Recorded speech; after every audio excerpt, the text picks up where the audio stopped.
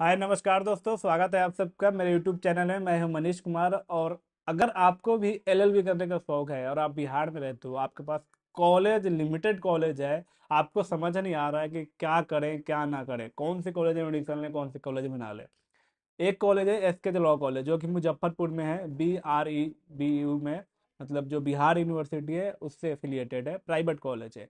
उसके बारे में आज मैं बात करने वाला हूँ। और सारे कॉलेज है, पटना लॉ कॉलेज है और दूसरे सारे कॉलेज है, उसके बारे में हम लोग बात में अलग से करेंगे। एसके लॉ कॉलेज जो है ना, इसका मैं पैटर्न बताऊंगा आपको, इसमें एडमिशन लेना चाहिए नहीं लेना चाहिए, मेरा पर्सनल जो एक्सपीरियंस है वो मेरा पर्सनल एक्सपीरियंस क्या रहा है इस कॉलेज में, और मैं एसके लॉ कॉलेज में क्यों नहीं एडमिशन लिया, ये सब चीज़ मैं आपको बताने वाला हूँ।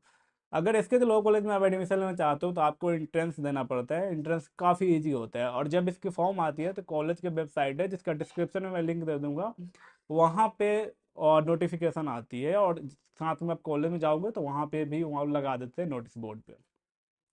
तो क्या हुआ है कि मैंने इस कॉलेज का एंट्रेंस दिया था और मेरा मेरिट लिस्ट में नाम आया, मैं सेलेक्ट हो गया।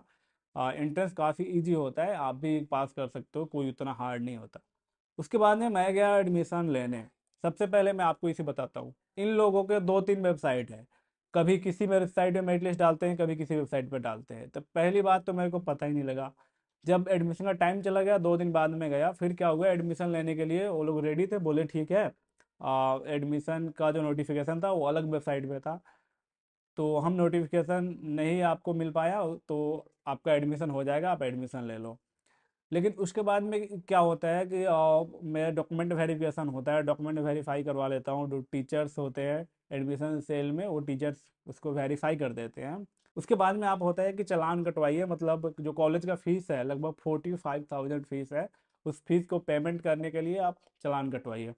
उसमें था, उसमें कोई नहीं था, मैं अकेला वहाँ पे लगा हुआ था।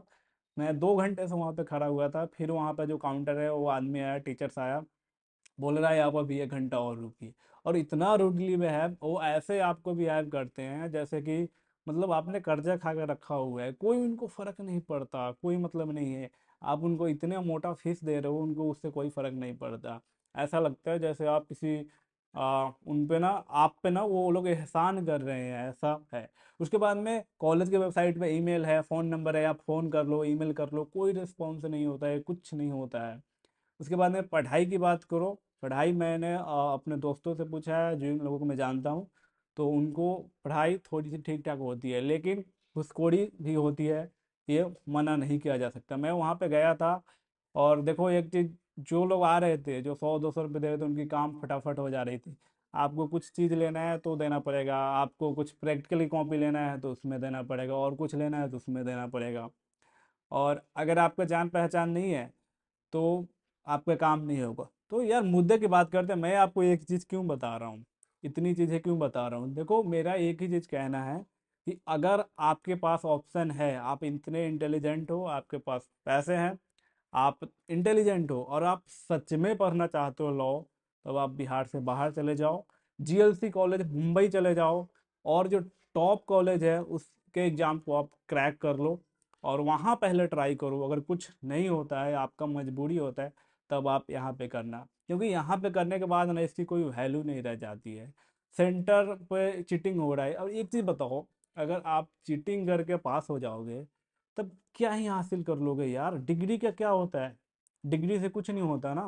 मैं भी इस यूनिवर्सिटी में था, और 3 साल का जो कोर्स होता है वो लोग 5-6 साल ये लोग करते हैं। और पता है, यूनिवर्सिटी में जो बंदा इंग्लिश से पास हो रहा है ना, वो इंग्लिश नहीं बोल पा रहा है। तो कैसा यूनिवर्सिटी यार, और इसके बारे में कोई बात नहीं करता, कोई कुछ नहीं बोलता, कैसा भी क्लास हो या ना हो, एग्ज़ाम हो या ना हो, एग्ज़ाम का डेट निकल जाता है, उसको 5 बार लोग कैंसिल करते हैं।